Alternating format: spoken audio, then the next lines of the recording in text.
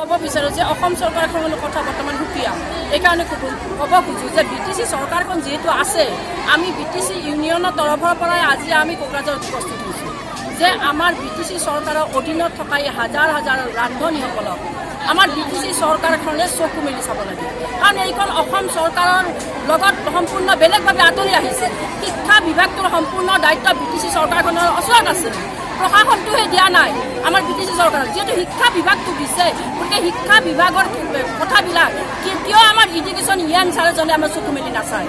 তেখেতে ডাঙৰ ডাঙৰ কামবিলাক কৰে আমাৰ শিক্ষা বিভাগত, কিন্তু এই দুখীয়া দৰিদ্ৰ মানুহখিনিৰ কথাবিলাক কিয় চিন্তা নকৰে। গতিকে আমি তেখেতক সকীয়াই দিব বিচাৰোঁ। তেখেতে যদি আমাৰ এই BTC চৰকাৰৰ জৰিয়তে BTC অঞ্চলত বসবাস কৰা মধ্যাহ্ন ভোজনৰ কৰ্মচাৰীসকলৰ কামখিনি কৰিব নোখোজে, তেতিয়াহ'লে আজিৰ পৰাই আমি জংগী আন্দোলন কৰিবলৈ বাধ্য হ'ম। আমি তেখেতক চাই আজিলৈকে ইমান দিন আহি পালোঁ।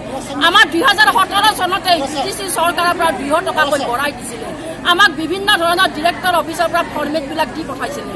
এই ফৰ্মেটবিলাক প্ৰতিজন ৰান্ধনীৰ পৰা আমি কালেকশ্যন কৰি আমি ডিৰেক্টৰ অফিচত পঠাই দিয়াৰ পিছতো আজিলৈকে কিন্তু সেই 200 টকাটো আমাৰ প্ৰতিজন কোনো ৰান্ধনীয়ে নাপালোঁ। ইয়াতকৈ দুৰ্ভাগ্য কথা আৰু একো নাই। এই দুৰ্ভাগ্য কথা এইকাৰণে কৈছোঁ, মাথোন 200 টকা। সেই 200 টকাটো ৰান্ধনীসকলক আমাৰ BTC চৰকাৰখনে দিব কিয় নোখোজে? অতি সোনকালে সেই 200 টকা আমাক বঢ়াই দিয়ক আৰু লগতে BTC অঞ্চলৰ ৰান্ধনীসকলৰ সুৰক্ষাৰ দায়িত্ব লওক। বিদেশী NGO অসমে দিলে কিয় BTC চৰকাৰে ল'ব? অসম চৰকাৰখনে দিলেই যে আমাৰ BTC চৰকাৰে ল'ব সেইটোতো কথা নহয়। বেলেগবিলাক যদি নামানে আমাৰ ৰান্ধনীসকলৰ কথাবিলাকো তেওঁলোকে মানিব লাগিব আমাৰ BTC চৰকাৰখনে। এইখিনি আমি দাবী জনাইছোঁ তেওঁলোকক। যিমান আছে NGO বন্ধ কৰিব লাগে। আমাৰ BTC চৰকাৰৰ পৰা দিয়া 200 টকা অতি সোনকালে ভৰাই দিব লাগে। অংগনবাড়ীৰ নিচিনা খাদ্যবিলাক উলিয়াব পৰা ব্যৱস্থা আমাৰ ৰান্ধনীসকলক কৰি দিব লাগে।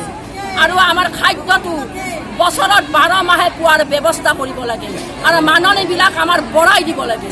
এই বিভিন্ন দাবী আমি সন্মিলিত কৰিছোঁ যদিও আজি আমি 3টা দাবীয়ে মাথোন লৈ আহিছোঁ। এইকাৰণে লৈ আহিছোঁ, বেছি দাবী দিলেও তেওঁলোকে পঢ়িব সদিচ্ছা নকৰে।